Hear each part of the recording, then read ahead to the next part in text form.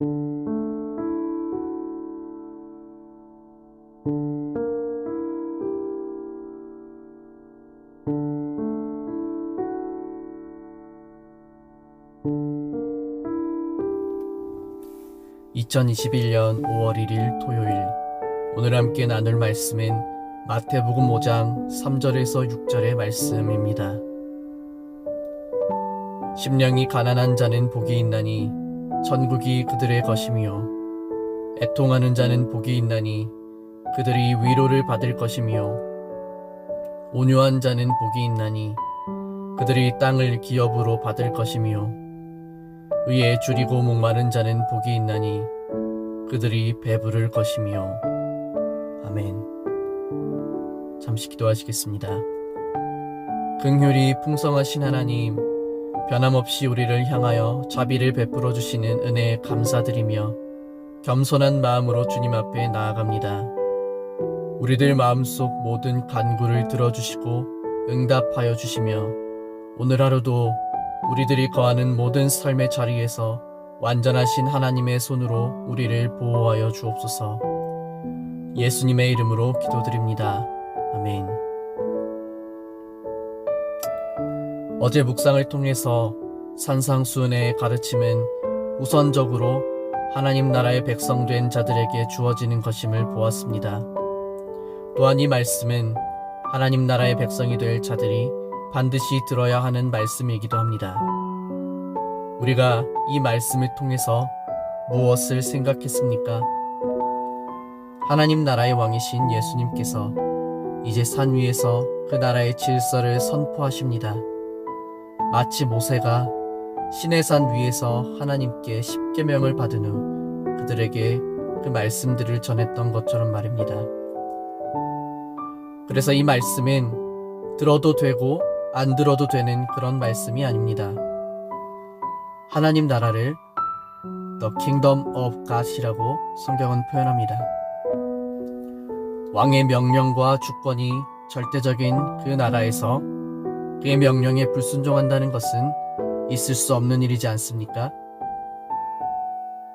그러므로 오늘 우리의 삶 가운데 주시는 왕이신 주님의 명령에 집중하며 나아가는 시간 되길 소망합니다. 오늘은 예수님께서 말씀하신 팔복의 내용 중에서 전반부에 있는 4가지의 내용을 먼저 살펴보려 합니다. 우리가 보통 복이라고 하면 내가 어떻게 살아가면 앞으로 내게 주어지는 것이라고 쉽게 이해하는 경향이 있습니다.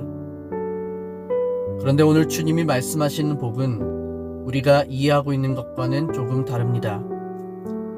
이 단락에서 계속해서 반복되는 복이라는 단어는 헬라어로는 마카리오스인데, 현재 이 사람이 그 복을 누리고 있는, 복을 소유하고 있는 상태를 의미합니다.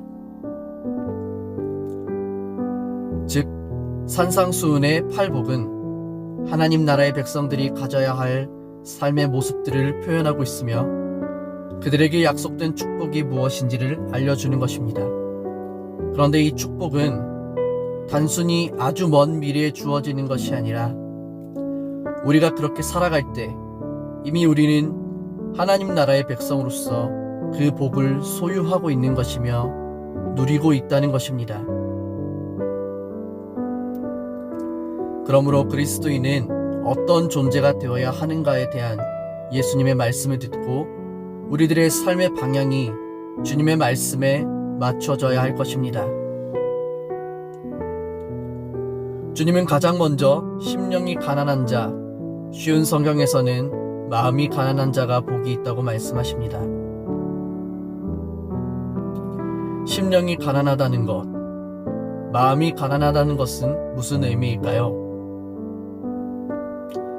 마태가 기록한 산상수훈에서 주님이 말씀하시는 심령이 가난한 사람, 마음이 가난한 사람이란 자신의 인생의 주인이 하나님 되심을 고백하고 그의 주권을 인정하며 하나님의 도우심을 간절히 구하며 주님의 통치가 온전히 이루어질 수 있도록 마음이 열려진 상태를 뜻합니다. 신학자 칼빈은 이렇게 말합니다. 자기 자신은 아무것도 아닌 것으로 낮아지고 하나님의 자비에 의지하는 사람들만이 심령이 가난한 사람들이다. 전능하신 하나님 앞에서 주님, 저는 당신의 도움이 필요합니다. 하나님 없이는 살아갈 수 없는 연약한 자입니다. 저는 당신의 완전하신 통치 가운데 살아가기를 원합니다. 당신의 은혜가 없이는 저는 단 하루도 살아갈 수가 없습니다. 이런 고백으로 세상에 의지할 수 있는 것들을 의지하지 않고 오직 하나님의 다스림을 갈망하는 사람들이 심령이 가난한 자들입니다. 그러므로 오늘 이 말씀 앞에 선 우리 모두의 마음이 하나님을 향하여 가난한 자가 되기를 바랍니다. 그래서 주님의 통치가 오늘 하루 우리의 삶 가운데 온전히 이루어지는 복된 삶이 되어 하나님 나라를 소유한 그 나라의 백성이 될 수 있기를 간절히 축복합니다. 이어서 주님은 애통하는 자는 복이 있다고 말씀하십니다. 애통하다는 말의 헬라어는 펜데오인데 이 말은 일반적으로 죽음을 애통해하는 사람들에 대해서 사용되었습니다. 그런데 펜데오는 또 다른 의미가 있는데 영적 가난에 대한 애통함입니다. 곧 우리 자신의 영적인 상태와 회개와 관련된 애통함입니다. 그러므로 먼저 왕 되신 주님 앞에서 우리 자신의 무능력함, 무기력함, 우리의 죄로 인한 애통함이 있어야 합니다. 처절하게 우리 자신의 연약함을 고백하며 하나님 나라를 위하여 조금 더 우리의 마음이 가난해지지 못하고 우리 자신의 욕심과 생각으로 가득해 있음을 고백할 때 주님은 그런 우리들의 마음을 외면하지 않으시고 위로해 주십니다. 다시 일어나 걸을 수 있도록 소망을 주십니다. 뿐만 아니라 하나님의 위로는 그 나라를 위하여 헌신하고 수고하는 자들에게 임하는 것입니다. 우리는 현재 우리 가운데 함께 하시는 성령님께서 주시는 말씀을 통해 그리고 하나님께서 우리에게 허락하신 믿음의 동역자들을 통해 위로를 받기도 합니다. 그러나 궁극적으로 우리가 그 나라에 가게 되었을 때 우리를 너무나 기다리시는 하나님께서 그 너른 품 안에 우리를 안아주시며 우리의 모든 수고와 눈물을 닦아주실 것입니다. 인간적인 위로는 그 순간에 지나지 않습니다. 그러나 하나님의 위로는 우리에게 소망을 주고 우리를 다시금 일어나 걷게 하는 힘과 능력이 있습니다.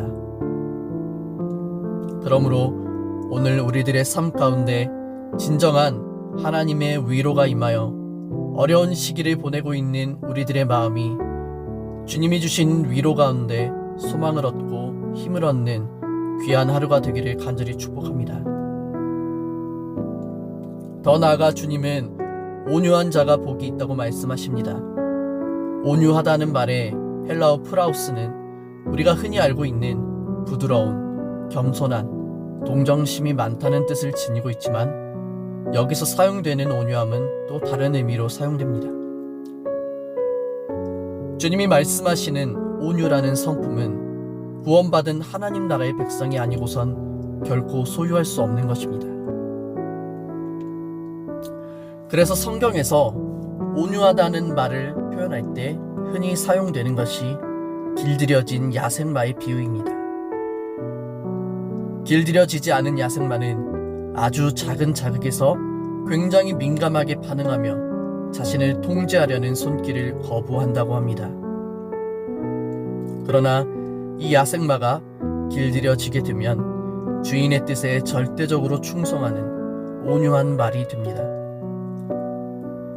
그러므로 성경이 말하는 온유함이란 먼저는 자기 자신에 대하여 나는 죽었다 라고 말하는 사람입니다. 갈라디아서 2장 20절에서 사도 바울은 이렇게 말합니다.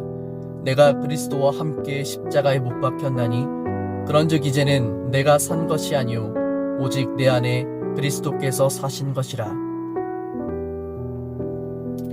진정 온유한 사람은 자신의 삶에 있어서 그 모든 초점이 하나님께 맞추어진 사람입니다. 모든 관심이 하나님께 있기 때문에 그 과정에서 내 자존심이 상하는 일이 있더라도 그 일로 인해 게을치 않고 계속해서 하나님의 영광을 구하는 삶을 살아가게 되는 것입니다. 또한 온유한 사람은 하나님께 자신의 모든 것을 맡기는 사람입니다. 자기 권리, 자기 자신의 감정, 모든 생각과 계획을 하나님께 맡깁니다. 길들여지지 않은 야생마는 넓은 초원에서 자신이 달리고 싶을 때 달리고 쉬고 싶을 때 쉬고 자기 마음대로 살았었는데 이제는 더 이상 그렇게 살지 않습니다. 헛되이 에너지를 낭비하지 않고 잘 비축하였다가 주인이 채찍질하는 순간 주인을 위해 모든 에너지를 쏟아부으며 전 속력으로 달리는 것입니다. 마태복음 11장 29절에서 주님은 이렇게 말씀하셨습니다. 나는 마음이 온유하고 겸손하니 내 멍에를 메고 내게 배우라. 예수님은 진실로 그 모든 생애 가운데 온전히 하나님 아버지의 뜻을 이루기 위해 자신의 모든 삶의 시간, 에너지, 생명까지 사용하셨습니다. 오늘 우리에게 참된 온유가 무엇인지 몸소 보여주신 주님처럼 우리의 삶이 온유한 자가 되어 하나님의 나라를 기업으로 받는 하나님 나라를 위해 살아가는 백성이 될 수 있기를 주님의 이름으로 간절히 축복합니다.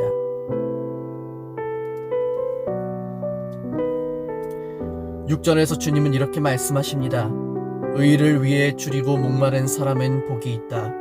그들이 배부를 것이다. 이 문장에서 이제 우리가 우리 자신에게 던져야 할 질문은 보다 더 적극적입니다. 예수님은 네 번째로 의에 줄이고 목마른 자는 복이 있나니라고 말씀하셨습니다. 여기에서 사용된 줄이고 목마름이라는 단어는 단순히 배고픔, 목마름을 의미하는 것이 아닙니다. 줄이다는 말은 예수님이 40일을 금식하시고 난 후에 줄이신지라고 말할 때 사용된 표현으로서 극한의 굶주림 상태를 뜻하는 것입니다. 목마르다는 표현도 마찬가지로 예수님이 십자가 위에서 내가 목마르다고 하셨을 때 사용된 표현으로 극한의 목마름의 상태를 뜻합니다. 그러니까 줄이고 목마르다는 말은 무엇인가를 정말 간절하고 절실하게 원하고 바라는 상태를 의미합니다. 이 부분에 대해서 존 스토트의 산상수훈을 보면 이렇게 기술합니다. 영적 굶주림은 모든 하나님의 백성이 지닌 특성이다. 그들의 최고의 야망은 물질적인 것이 아니라 영적인 것이다. 하나님 나라의 백성은 무엇에 줄이고 목마른 사람입니까? 바로 하나님 나라의 의에 목이 마르고 줄인 사람들입니다. 그래서 그리스도인들은 하나님 나라의 의를 이루기 위해 집중하며 살아가는 것입니다. 좀 더 명확한 의미로서 의에 줄이고 목마른 사람은 하나님의 창조의 목적을 회복한 구원받은 하나님 나라의 사람으로서 이제는 내 안에 넘쳐 흐르는 예수 그리스도의 생명의 지배를 따라 우리 마음이 그의 통치를 받으며 그의 나라를 위한 일에 우리 안에 더욱 간절함과 갈망이 넘치는 것입니다. 시편 42편 1절에서 다윗은 이렇게 고백합니다. 하나님이여 사슴이 시냇물을 찾기에 갈급함같이 내 영혼이 주를 찾기에 갈급하니이다.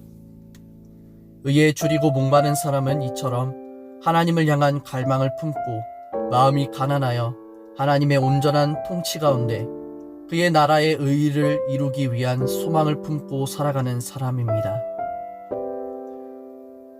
예수님은 그들이 배부를 것이라고 하십니다. 이것이 의에 줄이고 목마른 자들에게 주어지는 복입니다. 배부르다는 표현은 곧 만족입니다. 결국 우리가 무엇에 줄이고 목마르냐에 따라서 우리는 인생의 참된 만족을 누리며 살아갈 수도 있고 그렇지 않을 수도 있습니다. 수가성 여인을 만난 주님은 그 여인에게 영원히 목마르지 아니하는 물에 대해서 말씀하셨습니다. 하나님 나라를 갈망하고 그 나라를 위하여 살아가고자 하는 자들에게 주님은 인생의 진정한 만족, 영원히 목마름이 없는 참 기쁨을 우리에게 주신다고 말씀하십니다. 우리가 아무리 세상의 것에 대하여 줄이고 목말라 그것을 채우고 또 채워도 결국 우리는 공허함과 목마름에 지쳐버립니다. 그러나 하나님이 주시는 참된 배부름, 기쁨, 만족은 우리가 더 이상 이 세상의 것을 채우기 위한 삶을 살아가지 않아도 주님이 우리에게 주신 참된 만족으로 말미암아 기뻐하며 주님 나라를 위해 살아가게 되는 것입니다. 사랑하는 여러분, 오늘 이 하나님이 주시는 만족이 우리 안에 가득 넘치기를 축복합니다. 세상을 향한 줄이고 목마름이 아니라 하나님 나라를 위한 줄이고 목마름이 되어 우리에게 영원히 목마르지 아니하는 참된 생명, 기쁨을 주시는 주님의 복을 우리 가운데 소유하고 비록 세상 속에서 우리가 가진 것이 많지 않다 할지라도 그것을 더 채우지 못해 안달난 인생이 아니라 하나님 나라를 위해, 교회를 위해 우리 인생을 드리기를 아까워하지 않고 드리는 사람, 예수가 나의 전부된 인생을 살아가는 오늘 저와 여러분의 하루 인생이 될 수 있기를 우리 주 예수님의 이름으로 간절히 축복합니다.